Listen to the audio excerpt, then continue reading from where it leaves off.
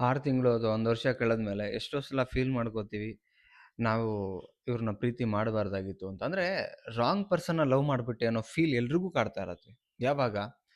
ಅವ್ರೇನು ಅನ್ಕೊಂಡಿರ್ತಾರೆ, ಸೊ ಅದಕ್ಕೆ ಮ್ಯಾಚ್ ಆಗದೆ ಇದ್ದಾಗ, ಆ ಥಾಟ್ ಪ್ರೊಸೆಸ್ಸಲ್ಲಿ ಇಬ್ರು ಕನೆಕ್ಟ್ ಆಗದೆ ಇದ್ದಾಗ, ರೈಟ್? ಇವತ್ತಿನ ವಿಡಿಯೋದಲ್ಲಿ ಯಾಕೆ ನಾವು ರಾಂಗ್ ಪರ್ಸನ್‌ನ ಪ್ರೀತಿ ಮಾಡ್ಬಿಡ್ತೀವಿ? ಅದಕ್ಕೆ ಕಾರಣ ಏನು? ಓಕೆ. ಅದು ನೋಡ್ತಾ ಹೋಗೋಣ. ಅದಕ್ಕಿಂತ ಮುಂಚೆ ಫಸ್ಟ್ ಟೈಮ್ ನಮ್ಮ ಚಾನಲ್ ನೋಡ್ತಾ ಇದ್ರೆ ಸಬ್ಸ್ಕ್ರೈಬ್ ಮಾಡಿ, ಸಪೋರ್ಟ್ ಮಾಡಿ. ಆ್ಯಂಡ್ ಕೌನ್ಸೆಲಿಂಗ್ ಬೇಕಾ? ಸ್ಕ್ರೀನ್ ಮೇಲೆ ನಂಬರ್ ಹಾಕಿರ್ತೀನಿ. So you can contact me. Call receive ಆಗಿಲ್ಲ ಅಂತ ಹೇಳಿದ್ರೆ ವಾಟ್ಸಪ್ ಮಾಡಿ. ವಾಟ್ಸಪ್ ನಂಬರ್ ಇರುತ್ತೆ. ಬಟ್ ಕೌನ್ಸೆಲಿಂಗಿಗೆ ಕಂಪಲ್ಸರಿ ಫೀಸ್ ಇರುತ್ತೆ. ಓಕೆ. ಫಸ್ಟ್ ಪಾಯಿಂಟ್, ಯಾಕೆ ನಾವು ರಾಂಗ್ ಪರ್ಸನ್‌ನ ಸೆಲೆಕ್ಟ್ ಮಾಡ್ಕೊಳ್ತೀವಿ ಅಂದ್ರೆ ಅದಕ್ಕೆ ಕಾರಣ ಏನಂದ್ರೆ ಅಟ್ರಾಕ್ಷನ್‌ಗೆ ಮರಳು ಹೋಗ್ಬಿಡ್ತೀವಿ ನಾವು. ಎಷ್ಟೋ ಜನ ಏನಂತ ಹೇಳಿದ್ರೆ dress, style, attitude, body language ಅದಕ್ಕೆ ಅಟ್ರಾಕ್ಷನ್ ಆಗ್ಬಿಡ್ತಾರೆ. ಬಟ್ ಅವರಲ್ಲಿ ಬೆಸ್ಟ್ ಕ್ಯಾರೆಕ್ಟರ್ ಇದೆಯಾ ಇಲ್ಲ ಅದನ್ನ ಚೆಕೇ ಮಾಡೋದಿಲ್ಲ. ಸೊ ಆ ಆ ಒಂದು ಅಟ್ರಾಕ್ಷನ್ ನಮ್ಮ ಜೊತೆಗೆ ಇರಬೇಕು ಅಥವಾ ಸ್ಟೈಲ್, ಬಾಡಿ ಲ್ಯಾಂಗ್ವೇಜ್, ಬ್ಯೂಟಿ, ಹ್ಯಾಂಡ್ಸಮ್ನೆಸ್ ಇದು ಬೇಕು ಅಂತ ಎಷ್ಟೋ ಜನ ಅವ್ರ ಕ್ಯಾರೆಕ್ಟರ್ ಸರಿ ಇಲ್ಲ ಅಂದ್ರೂ ಕೂಡ ಇರ್ಲಿ ಬಿಡು ತೊಂದರೆ ಇಲ್ಲ ಅನ್ಕೊಂಡು ಒಪ್ಕೊಂಡ್ಬಿಡ್ತಾರೆ ಆಗಿನ ಕ್ಷಣಕ್ಕೆ, ಆಗಿನ ಮೈಂಡ್ ಸೆಟ್ಟಿಗೆ. ಬಟ್ ಹೋಗ್ತಾ ಹೋಗ್ತಾ ಹೋಗ್ತಾ ಆ ಅಟ್ರಾಕ್ಷನ್ನು, ಸ್ಟೈಲು, ಬಾಡಿ ಲ್ಯಾಂಗ್ವೇಜ್ ಏನೇ ಇದ್ರೂ ಕೂಡ ಕ್ಯಾರೆಕ್ಟರ್ ಇಲ್ಲ ಅಂದರೆ ತುಂಬ ದೂರ ಹೋಗ್ಲಿಕ್ಕೆ ಆಗಲ್ಲ. ಸೊ ಇದೊಂದು one of the main reason. Next point ಏನಂತ ಹೇಳಿದ್ರೆ ನೋಡಿ, ಲೈಕ್ ಲೋನ್ಲಿನೆಸ್ ಇದೆ, ಇಗ್ನೋರ್ ಅಲ್ಲ ಸಾರಿ. ಲೋನ್ಲಿನೆಸ್ಸಲ್ಲಿದ್ದಾಗ ಅಂದ್ರೆ ಒಬ್ಬಂಟಿತನದಲ್ಲಿದ್ದಾಗ ನಮಗೇನಾಗತ್ತೆ, ಒಬ್ಬಂಟಿತನದಲ್ಲಿದ್ದಾಗ ತುಂಬಾ ಬೇಜಾರಾಗಿರುತ್ತೆ, ಬದುಕಬೇಡ ಅಂತಿರುತ್ತೆ, ಯಾರೋ ಒಬ್ರು ಸಾಥ್ ಬೇಕು ಅಂತ ಮನ್ಸಿಗೆ ತುಂಬಾ ಅದು ಅನಿಸ್ತಾ ಇರುತ್ತೆ. ಸೊ ಆ ಟೈಮಲ್ಲಿ ಏನಾಗತ್ತೆ, ಯಾರಾದ್ರೂ ಸಿಕ್ರು ಸಾಕು, ಬಿಕಾಸ್ ಯಾರೂ ಇರಲ್ಲಲ್ಲ. ಯಾರೋ ಒಬ್ರು ಕನೆಕ್ಟ್ ಆದ್ರೆ ಸಾಕು, ಅವರೇ ಫ್ರೆಂಡ್‌ಶಿಪ್ಪು ಅಥವಾ ಲವ್ವು ಈ ಥರದೊಂದು ಮೆಂಟಾಲಿಟಿ ಬಂದ್ಬಿಡುತ್ತೆ.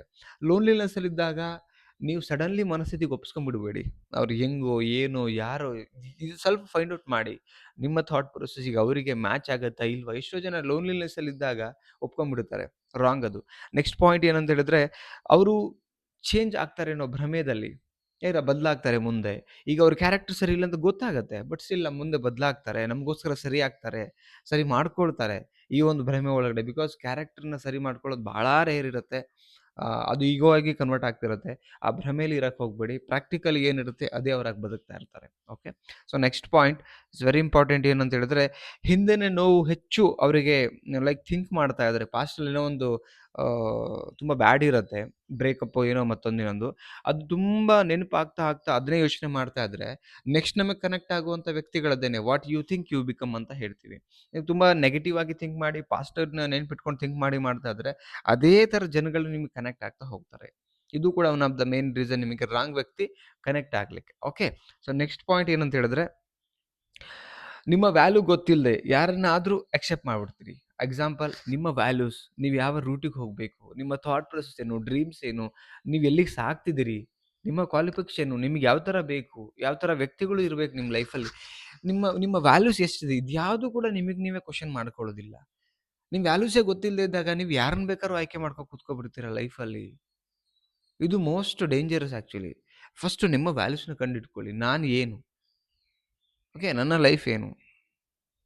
ಇದನ್ನ ನೀವು ನಿಮಗೆ ನೀವು ಕೇಳ್ಕೊಂಡಾಗ ಮಾತ್ರ ನಿಮಗೆ ಸಿಗ್ಲಿಕ್ಕೆ ಸಾಧ್ಯ. ಓಕೆ. ಇಲ್ಲ ಅಂತ ಹೇಳಿದ್ರೆ, ಈಗ ನಿಮಗೆ ಎಕ್ಸಾಂಪಲ್ ಹೇಳ್ತೀನಿ.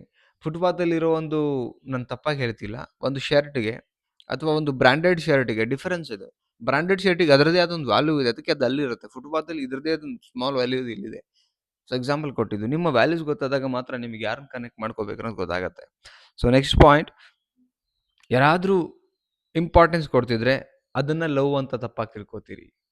ಈ ಟೈಮಲ್ಲೂ ಕೂಡ ನೀವು ರಾಂಗ್ ಪರ್ಸನ್‌ನ ಸೆಲೆಕ್ಟ್ ಮಾಡ್ಕೊಳ್ಳೋಂಥ 99% ಚಾನ್ಸಸ್ ಇರುತ್ತೆ.